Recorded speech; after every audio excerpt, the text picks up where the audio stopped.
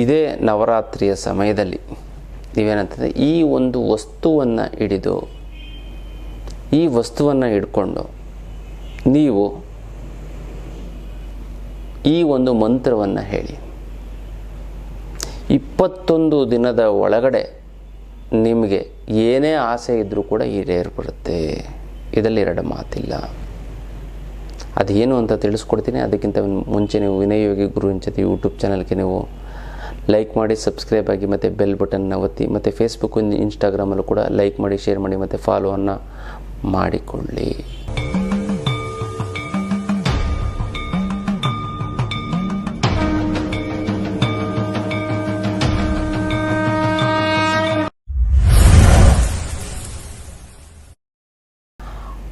Online class ಹೌದಲ್ಲ, ಈ online class ಅಂತಂದರೆ ಅದ್ಭುತವಾದಂಥ ಒಂದು ಕ್ಲಾಸು. ನೆಗೆಟಿವ್ ಎನರ್ಜಿ ರಿಮೂವ್ ಮಾಡುತ್ತೆ. ಈ ನಿಮ್ಮ ಎಂಥ ದೇಹದಲ್ಲಿರುವಂಥದ್ದು, ಮನೆಯಲ್ಲಿರುವಂಥದ್ದು, ಮನಸ್ಸಲ್ಲಿರುವಂಥದ್ದು ಯಾವುದೇ ರೀತಿಯಿಂದ ನೆಗೆಟಿವ್ ಎನರ್ಜಿ ಒಟ್ಟು ನಮ್ಮ ದೇಹದಲ್ಲಿ ಎರಡು ಇರಬೇಕು. ಒಂದು ದೇವರು ಇರಬೇಕು, ಇಲ್ಲಿ ದೆವ್ವ ಇರಬೇಕು. ಒಂದು ದೆವ್ವ ಹೋಗಿದೆ ಅಂದರೆ ದೇವ್ರು ಬರುತ್ತೆ. ಆ ನೆಗೆಟಿವಿಟಿ ಅಂದರೆ ಕೆಟ್ಟ ಆಲೋಚನೆಗಳು, ಡಿಪ್ರೆಷನ್ನು, ಮನಸ್ಸಿನ ಒಂದು ಬೇಜಾರು, ದುಃಖ, ದುಮ್ಮಾನ, ಹಿಂಸೆ ಮತ್ತು ಸೋಮಾರಿತನ ಅದೆಲ್ಲವೂ ಕೂಡ ಕಿತ್ತು ಬಿಸಾಕುವಂಥದ್ದು ಅದ್ಭುತವಾದಂಥ ಒಂದು ಸಮಯದ ಆನ್ಲೈನ್ ಕ್ಲಾಸು. ಈ ಆನ್ಲೈನ್ ಕ್ಲಾಸ್ಗೆ ಮಿಸ್ ಮಾಡದೆ ನೀವು ಅಟೆಂಡ್ ಮಾಡಿ. ಗೊತ್ತಲ್ಲ, ಮನೆಯಲ್ಲೇ ಕೂತ್ಕೊಂಡು ಮನೆ ಮಂದಿಯೆಲ್ಲ ನೀವು ಇದನ್ನು ಅಟೆಂಡ್ ಮಾಡ್ಬೋದು. ಮತ್ತು ಮುಂದಿನ ತಿಂಗಳು 25ನೇ ತಾರೀಕು ಈ ಒಂದು ಇದೆ, ಆ ಒಂದು ಕ್ಲಾಸನ್ನು ಅಟೆಂಡ್ ಮಾಡಿ. ತುಂಬ ಚೆನ್ನಾಗಾಗುತ್ತೆ, ತುಂಬ ಒಳ್ಳೆಯದಾಗ್ತಾ ಬರುತ್ತೆ. ಈ ಆನ್ಲೈನ್ ಕ್ಲಾಸ್ ಅಂತಂದರೆ ಅದ್ಭುತ ಹಬ್ಬ ಹೇಳಬೇಕು ಅಂತಂದರೆ. ಯಾಕಂದರೆ ನೀವು ಮನೆಯಲ್ಲೇ ಕೂತ್ಕೊಂಡು ನಿಮ್ಮಲ್ಲಿರುವಂಥ ನೆಗೆಟಿವ್ ಎನರ್ಜಿ, ಈ ನೆಗೆಟಿವ್ ಎನರ್ಜಿ ಹೊರಟೋಯ್ತು ಅಂತಂದರೆ ನಿಮಗೆ ದುಡ್ಡು, ಹೆಸರು, ಕೀರ್ತಿ, ನಿಮ್ಮ ಸಮಸ್ಯೆಗಳು, ನಿಮ್ಮ ಮನೆಯಲ್ಲಿರುವಂಥ ನಿಮ್ಮ ಕುಟುಂಬದಲ್ಲಿ ಇರುವಂಥ ಒಂದು ಸಮಸ್ಯೆಗಳು, ಕುಟುಂಬ ಸದಸ್ಯರಲ್ಲಿರುವಂಥ ಸಮಸ್ಯೆಗಳನ್ನು ಕೂಡ ನಿವಾರಣೆ ಮಾಡಿಬಿಡ್ಬೋದು. ಅಂಥ ಒಂದು ಅದ್ಭುತವಾದಂಥ ಒಂದು ಶಕ್ತಿಯನ್ನು ನಾನು ನಿಮಗೆ ಕೊಡೋದಕ್ಕೆ ರೆಡಿಯಾಗಿದ್ದೀನಿ. ಅದಕ್ಕೋಸ್ಕರ ಆನ್ಲೈನ್ ಕ್ಲಾಸನ್ನು ನೀವು ಜಾಯ್ನ್ ಆಗಿ ಫೋನ್ ಮಾಡಿ ರಿಜಿಸ್ಟರ್ ಮಾಡಿ ಗೊತ್ತಲ್ಲ. ಇದು ವಿಶೇಷವಾದಂಥ ಒಂದು ಆನ್ಲೈನ್ ಕ್ಲಾಸಿನ ಒಂದು ವಿಚಾರ ಗೊತ್ತಲ್ಲ. ಏನು ಅಂತ ನಾವು ನೋಡೋದಾಯ್ತು ಅಂತಂದರೆ ನೋಡಿ, ಈ ಒಂದು ವಸ್ತು ನೋಡಿ, ಪ್ರತಿಯೊಬ್ಬರಿಗೂ ಕೂಡ ಒಂದು ಆಸೆ ಅನ್ನೋದು ಇರುತ್ತೆ. ಮನುಷ್ಯ ಬಂದಿರೋವಂಥದ್ದು ಹುಟ್ಟಿರೋದೇನಕ್ಕೆ? ತನ್ನ ಆಸೆಗಳನ್ನು ಈಡೇರಿಸ್ಕೊಳ್ಳೋದಕ್ಕೆ, ತಾನು ಸುಖವಾಗಿರೋದಕ್ಕೆ, ತಾನು ನೆಮ್ಮದಿಯಾಗಿರೋದಕ್ಕೆ ಗೊತ್ತಲ್ಲ. ನೋಡಿ, ನೆಮ್ಮದಿಯನ್ನು, ಸುಖವನ್ನು ಯಾವುದಾದ್ರು ಹಿಡ್ಕೋಬೇಕು ಅಂತಂದರೆ ಸಪ್ರೇಟಾಗಿ ನೀವು ಏನೂ ಮಾಡೋಕ್ಕಾಗಲ್ಲ. ನೀವು ಸಪ್ರೇಟ್ ಮಾಡೋಕ್ಕೆ ನಿಮಗೆ ಟೈಮ್ ಸಿಗೋದೇ ಇಲ್ಲ. ನಿಮಗೆ ಆಸೆ ಏನು ಅಂತಂದರೆ, ನಾನು ಯಾವುದೊಂದು ಕೆಲಸಕ್ಕೆ ಸೇರಿಕೊಂಡು ಎಲ್ಲ ಪ್ರಮೋಷನ್ ಸಿಗಬೇಕು, ಹೆಚ್ಚು ಸಂಬಳ. ಆ ಪ್ರಮೋಷನ್ ಹೆಚ್ಚು ಸಂಬಳ ಸಿಗಬೇಕು ಅಂತಂದರೆ ಏನು ಮಾಡಬೇಕು? ಚೆನ್ನಾಗಿ ದುಡಿಬೇಕು. ಈ ದುಡಿಯೋದು ಅಂತಂದರೆ ಏನು ಅಂದರೆ, ದುಡಿಯೋದು ಅಂದರೆ ಪ್ರೀತಿಯಿಂದ ದುಡಿಬೇಕು. ಪ್ರೀತಿಲಿ ಶ್ರದ್ಧೆ ಇರುತ್ತೆ, ಭಕ್ತಿ ಇರುತ್ತೆ, ಗೌರವ ಇರುತ್ತೆ, ನಿಷ್ಠೆ ಇರುತ್ತೆ, ಪ್ರಾಮಾಣಿಕತನ ಇರುತ್ತೆ, ಎಲ್ಲವೂ ಕೂಡ ಇರುತ್ತೆ. ಅದೆಲ್ಲವೂ ಇತ್ತು ಅಂತಂದರೆ, ಕೆಲಸವನ್ನು ಪ್ರೀತಿಸ್ತು ಅಂತಂದರೆ ಆ ಕೆಲಸದಲ್ಲಿ ನಿಮಗೆ ಸಿಕ್ಕೇ ಸಿಗುತ್ತೆ. ನೀವು ಏನು ಮಾಡಿ ಅಂತಂದರೆ, ಭಾಳಷ್ಟು ಜನ ಏನು ಮಾಡ್ತಾರೆ, ಅದರಲ್ಲಿರುವಂಥ ಲಾಭಕ್ಕೋಸ್ಕರ ಅವರು ದುಡಿತಾರೆ. ಎಕ್ಸಾಂಪಲ್ಲು ನೋಡಿ, ಈ ಸ್ಕೂಲ್ ಮಕ್ಕಳಿಗೆ first prize, second running race ಅಂತ ಇರ್ತಾರೆ. ರನ್ನಿಂಗ್ ರೇಸಲ್ಲಿ first prize, second prize, third prize ಅಂತ ಇರ್ತಾರೆ. ಅಲ್ಲಿ ಒಬ್ಬ ಸ್ಟೂಡೆಂಟು ತಾನು ಪ್ರೈಸ್ಗೋಸ್ಕರ ಮಾತ್ರ ಅವನು ಓಡಬೇಕು, ಗೆಲ್ಲಬೇಕು ಅಂತ ಒಬ್ಬ ವಿದ್ಯಾರ್ಥಿ ಇರ್ತಾನೆ. ಇನ್ನೊಬ್ಬ ವಿದ್ಯಾರ್ಥಿ ಇಲ್ಲ, ನಾನು ಒಳ್ಳೆ ಅಥ್ಲೆಟಿಕ್ ಆಗಬೇಕು, ನಾನು ಪ್ರೈಸ್ಗೋಸ್ಕರ ಪ್ರೈಸ್ ಬರಲಿ ಬಿಡಲಿ ನಾನು ಗೆಲ್ಲಬೇಕು, ಇವತ್ತೆಲ್ಲ ನಾಳೆ ಗೆಲ್ಲಬೇಕು, ಈ ವರ್ಷ ಅಲ್ಲ ಮುಂದಿನ ವರ್ಷ ಗೆಲ್ತೀನಿ ನಾನು ಅಂತ ಅಂದ್ಬಿಟ್ಟು ಪ್ರತಿದಿನ ಓಡ್ತಾ ಇರ್ತಾನೆ, ಟ್ರೈನಿಂಗ್ ತೊಗೋತಾ ಇರ್ತಾನೆ. ಈತ ಏನು ಮಾಡ್ತಾನೆ, ಈ ಪ್ರೈಸ್ಗೋಸ್ಕರ ಇದೆಯೋ ಅವನು ಓಡ್ತಾನೆ. ಈ ಟ್ರೈನಿಂಗ್ ತೊಗೊಂಡಿರ್ತಾನಲ್ಲ, ಆ ಟ್ರೈನಿಂಗ್ ತೊಗೊಂಡವ್ರಿಗಿಂತ ಫಸ್ಟ್ ಹೋಗಿ ಅವನು ಓಡಿ ಗೆದ್ದು ಫಸ್ಟ್ ಪ್ರೈಸ್ ತೊಗೊಬಿಡ್ತಾನೆ. ಈ ಟ್ರೈನಿಂಗ್ ತೊಗೊಂಡಿರೋನು ಸೆಕೆಂಡ್ ಪ್ರೈಸ್ ಬರ್ತಾನೆ. ಸ್ವಲ್ಪ ದಿನ ಬಿಟ್ಟಾಯಿತು ಅಂತಂದಾಗ ನೀವು ಅನ್ಬೋದು, ಏನು ಟ್ರೈನಿಂಗ್ ತೊಗೊಂಡಿದ್ರು ಕೂಡ ಸೆಕೆಂಡ್ ಪ್ರೈಸ್ ಬಂತಾನೆ ಅಂತ. ಸ್ವಲ್ಪ ದಿನ ಬಿಟ್ಟಾದಮೇಲೆ ಇವನು ಖುಷಿಯಾಗ್ಬಿಡ್ತಾನೆ. ಯಾರು ನೆಕ್ಸ್ಟು ಇವನು 7th ಸ್ಟ್ಯಾಂಡರ್ಡ್ 8th ಸ್ಟ್ಯಾಂಡರ್ಡ್ 7ನೇ ಕ್ಲಾಸಿಂದ 8ನೇ ಕ್ಲಾಸ್ಗೆ ಹೋಗ್ತಾನೆ. ಮತ್ತೆ ರೈಸಿಂಗ್ ಬಿಡ್ತಾರೆ. ಇವನು ಟ್ರೈನಿಂಗ್ ತೊಗೋತಾ ಇರ್ತಾನೆ. ಇವನು ಪ್ರೈಸ್ಗೋಸ್ಕರ ಗೆಲ್ಲಬೇಕು ಅಂತ ಅಂದ್ಬಿಟ್ಟು ಪ್ರೈಸ್ ಬರಬೇಕಷ್ಟೇ ಅಂತ ಅಂದ್ಬಿಟ್ಟು ಫಾಸ್ಟಾಗಿ ಓಡ್ತಾನೆ. ಮುಗ್ಗುರಿಸಿ ಬೀಳ್ತಾನೆ. ಅದು ಟ್ರೈನಿಂಗ್ ತೊಗೊಂಡಿರೋನು ಗೆದ್ದು ಬಿಡ್ತಾನೆ. ಮತ್ತು ಈತ ಏನು ಮಾಡ್ತಾನೆ, ಮುಗ್ಗುರಿಸಿ ಬಿದ್ದು ಕೈಯಲ್ಲೆಲ್ಲ ಗಾಯ ಮಾಡಿಕೊಂಡು ನಂತರ ಅವನೇನು ಮಾಡ್ತಾನೆ, ಅಯ್ಯೋ ಬಿದ್ದುಬಿಡ್ತೀನಿ ಅಂತ ಅವ್ನು ಭಯ ಬರುತ್ತೆ ಅವನಿಗೆ. ಮತ್ತೆ ನೆಕ್ಸ್ಟ್ ಸರಿ ಅವನು ಪಾರ್ಟಿಸಿಪೇಟ್ ಮಾಡಲ್ಲ. ಅದ್ರ ನೆಕ್ಸ್ಟ್ ವರ್ಷ ಮತ್ತೆ ಪಾರ್ಟಿಸಿಪೇಟ್ ಮಾಡ್ತಾನೆ, ಸೋಲ್ತಾನೆ. ಆದರೆ ಈತ ಅದೇ ಥರ ಪ್ರತಿನಿತ್ಯ ಓಡಿ ಓಡಿ ಓಡಿ ಪ್ರಾಕ್ಟೀಸ್ ಮಾಡಿ ಮಾಡಿ ಮಾಡಿ ಮಾಡಿ ಮಾಡಿ ಫುಲ್ಲು ದೊಡ್ಡ ಅಥ್ಲೆಟಿಕ್ ಆಗ್ತಾನೆ. ಇಡೀ ಒಂದು ದೇಶಕ್ಕೆ ಹೆಸರು ತಂದು ಕೊಡ್ತಾನೆ. ಅದಕ್ಕೋಸ್ಕರ ನಮ್ದು ಯಾವುದೇ ಒಂದು ಕೆಲಸ ಸಕ್ಸಸ್ ಆಗಬೇಕು ಅಂತಂದರೆ ನಾವು ಮನಸ್ಸಾರೆ ಮಾಡಬೇಕು, ಆಸೆ ಇರಬೇಕು. ಆ ಆಸೆಯಲ್ಲಿ ಪ್ರೀತಿ ಇರಬೇಕು, ಕಲ್ಮಶ ಇರಬಾರ್ದು, ದೋಷ ಇರಬಾರ್ದು. ನೀವು ಏನೇ ಒಂದು ಆಸೆ ಇಟ್ಕೊಳ್ಳಿ, ಅದು ಸ್ವಾರ್ಥತನ ಇರಬಾರ್ದು. ನಮ್ಗೆ ಹೌದು ಸ್ವಾರ್ಥಕ್ಕೋಸ್ಕರ ನಮ್ಗೆ ಆಸೆ. ಈಗ ಏನೋ ಚಿನ್ನ ಬೇಕು, ಹೌದು ಸ್ವಾರ್ಥ. ಬೇರೆಯವ್ರು ಕದಿಬಾರ್ದು ಅಂತ ಆ ನೆಕ್ಲೆಸ್ ನೋಡ್ತೀರಾ, ಇನ್ನು ಬರಬೇಕಾಗಿರೋ ದುಡ್ಡು ಬರ್ತಾಯಿಲ್ಲ ಅಂದರೆ ಕೊಡೋರಿಗೆ ಕೊಡೋಕ್ಕಾಗ್ತಾಯಿಲ್ಲ. ಸಿಕ್ಕಾಪಟ್ಟೆ ಸಾಲ ಆಗಿತ್ತಂದರೆ ಗುರುಗಳೇ ದುಡ್ಡು ನೀರು ಥರ ಖರ್ಚಾಗಿರ್ತದೆ ಗುರುಗಳೇ, ಏನು ಮಾಡೋದು ಗೊತ್ತೇ ಆಗ್ತಾಯಿಲ್ಲ ಅನ್ನೋಂಥವ್ರ ತಲೆನೇ ಕೆಡಿಸ್ಕೊಬಿಡಿ.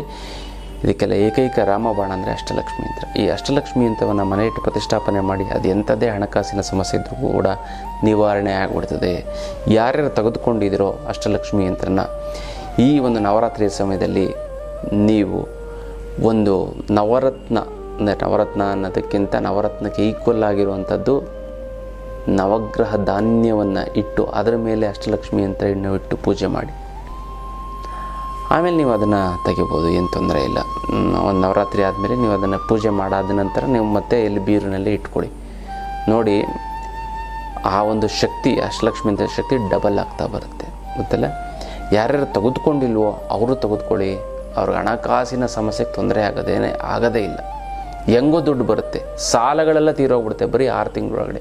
ಇದಕ್ಕೆ ಮುಟ್ಟು ಕಟ್ಟು ಚಟ್ಟು ಮಡಿ ಮೇಲಿಗೆ ಸೂತ್ಕ ಗೀತ್ಕ ವೆಜ್ಜು ನಾನ್ ವೆಜ್ಜು ಜಾತಿ ಗೀತಿ ದಿಕ್ಕು ಗಿಕ್ಕು ಆ ಥರದ್ದು ಏನೂ ಇಲ್ಲವೇ ಇಲ್ಲ. ಇಟ್ಟರೆ ಸಾಕು ಕೆಲಸ ಆಗುತ್ತೆ. ದೇವ್ರ ಮೇಲೆ ಇಟ್ಟರು ಇಡ್ಬೋದು, ಬೀರಿನಲ್ಲಾರು ಇಡ್ಬೋದು. ಪ್ರತಿದಿನ ಪೂಜೆ ಮಾಡಲೇಬೇಕು ಅಂತ ಕಂಡೀಷನ್ ಇಲ್ಲ. ಪೂಜೆ ಮಾಡಲಿಲ್ಲ ಅಂತಂದ್ರೂ ಕೂಡ ನಡೆಯುತ್ತೆ. ಅಂತಲ್ಲ ಯಾರೋ ತೊಗೊಳಕ್ಕಾಗಿಲ್ಲ, ಸಂಕಲ್ಪವನ್ನು ಮಾಡಿ ಹೆಂಗೋ ನಿಮಗೆ ಆ ಅಷ್ಟಲಕ್ಷ್ಮಿ ಅಂತ ನಿಮ್ಮ ಮನೆಗೆ ಬಂದು ಸೇರುತ್ತೆ. ಇದು ಸಾಕ್ಷಾತ್ ಲಕ್ಷ್ಮೀ ದೇವಿನೇ ನಿಮ್ಮ ಮನೇಲಿ ನೆಲೆಸ್ದಂಗೆ. ಈ ಅಷ್ಟಲಕ್ಷ್ಮಿಯನ್ನು ಈ ಒಂದು ನವರಾತ್ರಿಯಲ್ಲಿ ಯಾರ್ಯಾರು ತೆಗೆದುಕೊಳ್ತಿರೋ ಅವ್ರಿಗೆ ನಾವು ಶತ್ರು ಬಾಧೆ ನಿವಾರಣೆಗೆ ಒಂದು ತ್ರಿಶೂಲವನ್ನು ಕೊಡ್ತೀವಿ. ಅದನ್ನು ಒಂದು ಬಟ್ಲಲ್ಲಿಟ್ಟು ಒಂದು ಇದರಲ್ಲಿ ಹಾಕಿ ಅಕ್ಷತೆ ಹಾಕಿ ಅದ್ರ ಮೇಲೆ ನಿಂಬೆಹಣ್ಣು ಇಟ್ಟು ಅದ್ರ ಮೇಲೆ ಚುಚ್ಚಬೇಕು ತ್ರಿಶೂಲನ್ನು. ನೆಗೆಟಿವ್ ಎನರ್ಜಿ ಎಲ್ಲ ಎಳೆದು ನಿಂಬೆಹಣ್ಣೊಳಗೆ ಪ್ರತಿ ಶುಕ್ರವಾರ ಎತ್ತಿ ಬಿಸಾಕಿ ಹೊಸ ನಿಂಬೆಹಣ್ಣು ಹಾಕಬೇಕು. ಈ ಥರದ್ದೊಂದು ತ್ರಿಶೂಲವನ್ನು ಕೊಡ್ತೀವಿ. ಜೊತೆಗೆ ನಂಬರ್ 1. ನಂಬರ್ 2 ಏನು ಕೊಡ್ತೀವಿ, ಜನಾಕರ್ಷಣೆದು ಭಸ್ಮ ಕೊಡ್ತೀವಿ. ಅದನ್ನು ಹಾಕೋತು ಅಂತ ಜನವಶೀಕರಣ ಆಗ್ತಾ ಬರುತ್ತೆ. ನಿಮಗೆ ಎಂಥವ್ರನ್ನಾದರೂ ನೀವು ಅಟ್ರಾಕ್ಟ್ ಮಾಡೋವಂಥದ್ದು. ಇದನ್ನು ಯಾರ್ಯಾರು ಯಂತ್ರ ತಗೋತಾರೋ ಅವ್ರು ಉಚಿತವಾಗಿ ನಾವು ಅದನ್ನು ಕೊಡ್ತೀವಿ. ಇದೆ ಈ ಒಂದು ನವರಾತ್ರಿಗೆ. ಅದು ಅದ್ಭುತವಾದಂಥ ಒಂದು ವಿಚಾರ. ಅದು ಕದಿಬಾರ್ದು. ನಾವೇನು ಮಾಡಬೇಕು, ಅದಕ್ಕಿಂತ ಚೆನ್ನಾಗಿರೋದು ಏನಾದ್ರು ಮಾಡಿಸ್ಕೊಳ್ಳೋಣ. ನೀವು ಅದನ್ನೇ ಕಾಪಿ ಫೋಟೋ ಹೊಡ್ಕೊಂಡು ಅದೇ ಥರ ಮಾಡಿಸ್ಕೊಳ್ಳೋದು, ಅದೇ ಇದು ಕಾಪಿ. ಭಾಳಷ್ಟು ಜನ ಏನು ಮಾಡ್ತಾರೆ ಅಂತಂದರೆ ಹೆಣ್ಣುಮಕ್ಕಳು ಫೋಟೋ ಹೊಡಿತಾರೆ. ಒಂದು ಉಂಗುರ ತಗೋದ್ರಲ್ಲಿ ಲಾಂಗ್ ಚೈನು ಫೋಟೋ ಹೊಡ್ಕೋತಾರೆ. ಅದಲ್ಲ, ಫೋಟೋ ಹೊಡ್ಕೊಂಡು ಅದೇ ಥರ ಮಾಡಿಸ್ಕೊಬಿಡ್ತಾರೆ, ಸೇಮ್ ಟು ಸೇಮ್. ಯಾವುದೊಂದು ಮದುವೆಗೆ ಬಂದರೂ ಫೋಟೋ ಹೊಡೆದು ನಾನು ಅದೇ ನೆಕ್ಸ್ಟ್ ಮದುವೆಗೆ ಬಂದು ಇವಳು ಅದೇ ಲಾಂಗ್ ಚೈನ್ ಹಾಕ್ಕೊಂಡು ಇದೆಲ್ಲ ಇವಳು ಅದೇ ಲಾಂಗ್ ಚೈನ್ ಹಾಕ್ಕೊಂಡ್ಬಿಟ್ಟು. ಸೊ ಇಬ್ಬರು ಒಂದೇ ರೂಮಲ್ಲಿದ್ದರು. ಇವಳು ಹಾಕ್ಕೊಂಡು ಅವಳು ಹಾಕ್ಕೊಂಡು ಸರಿ ಎಲ್ಲ. ಇವಳು ಬೇರೆ ಲಾಂಗ್ ಚೈನ್ ಹಾಕ್ಕೊಂಡಿದ್ದು ಅವಳು.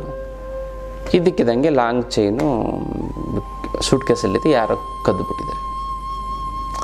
ಹಾಗೇನಾಯಿತು ಅಂತಂದರೆ ಇಬ್ಬರು ಒಂದೇ ರೂಮಲ್ಲಿದ್ವಿ. ಇವಳ ಹತ್ರನೂ ಅದೇ ಥರ ಇತ್ತು, ಇವ್ರ ಹತ್ರ ಏನಿತ್ತು. ಇವಳು ಗಲಾಟೆ ಮಾಡಿ ಜಗಳ ಮಾಡಿ ನೀನೇ ಎತ್ಕೊಂಡಿದ್ಯಾ ಅಂತ ಹೇಳಿ, ಇಲ್ಲ ನಿಮ್ಮ ನನ್ನ ಮನೇಲಿದೆ, ಇಲ್ಲ ಇದು ನಂದು ಅಂತ ತೋರಿಸಿ ಆಮೇಲೆ ಇದು ಮಾಡಿ ತೂಕಕ್ಕೆ ಹಾಕಿದ್ರೆ ಅದೆಷ್ಟೋ 80 ಗ್ರಾಮ್ ಇತ್ತಂತೆ. ಈ ಹೊಸ್ದಾಗಿ ಮಾಡಿಸ್ಕೊಂಡಿರೋದು 95 ಗ್ರಾಮ್ ಇತ್ತಂತೆ. ಅದು ಹೆಂಗೆ ಒಂದೇ ದಿನದಲ್ಲಿ ಮಾಡಿಸ್ಕೊಳಕ್ಕಾಗತ್ತೆ? ಇಲ್ಲ ನೀನು ಬಚ್ಚಿಟ್ಬಿಟ್ಟಿದ್ಯಾ, ಹಂಗೆ ಹಿಂಗೆ ಜಗಳ ಆಗಿ ಅದು ಮುರಿದೇ ಹೋಯ್ತಂತೆ. ಅದು ಯಾರು ಎತ್ಕೊಂಡಿದ್ರು ಏನು. ಅದಕ್ಕೆ ಒಬ್ರದೊಬ್ಬರು ಒಡವೆಗಳನ್ನು ಕಾಪಿ ಮಾಡೋಕ್ಕೆ ಹೋಗಬಾರ್ದು. ಅಂದರೆ ಅದೇ ಡಿಸೈನ್, ಅದಕ್ಕಿಂತ ಚೆನ್ನಾಗಿರೋ ಡಿಸೈನ್ ಮಾಡಿಸ್ಕೋಬೇಕು. ಭಾಳಷ್ಟು ಜನ ಹೆಣ್ಮಕ್ಳು ಅದೇ ಥರ ಮಾಡ್ತಾರೆ, ಒಡವೆಗಳನ್ನು ತೊಗೋತಾರೆ, ಅದನ್ನು ಕಾಪಿ ಮಾಡೋದು ಅದೇ ಥರ ಇರಬೇಕು. ಅವಳು ಸೀರೆ ಅದೇ ಥರ ಸೀರೆ, ಅದು ಚೂರು ಬಣ್ಣ ಇದು ಏನು ಅದೇ ಥರ ಸೀರೆ, ಇದು ಹಂಗೆ ಆಗಬಾರ್ದು, ಗೊತ್ತಾಯ್ತಾ? ಅದಕ್ಕೋಸ್ಕರ ಏನು ಮಾಡಬೇಕು ಅಂತಂದರೆ ಅದಕ್ಕಿಂತ ಚೆನ್ನಾಗಿ, ಇದು ಅನ್ಹೆಲ್ತಿ ಕಂಪ್ನಿ, ಇದು ಹೆಲ್ತಿ ಕಂಪ್ನಿ, ಅವ್ರು ಮಾಡಿದ ಅದಕ್ಕಿಂತ ಚೆನ್ನಾಗಿರೋದು ಹುಡ್ಕೋಣ.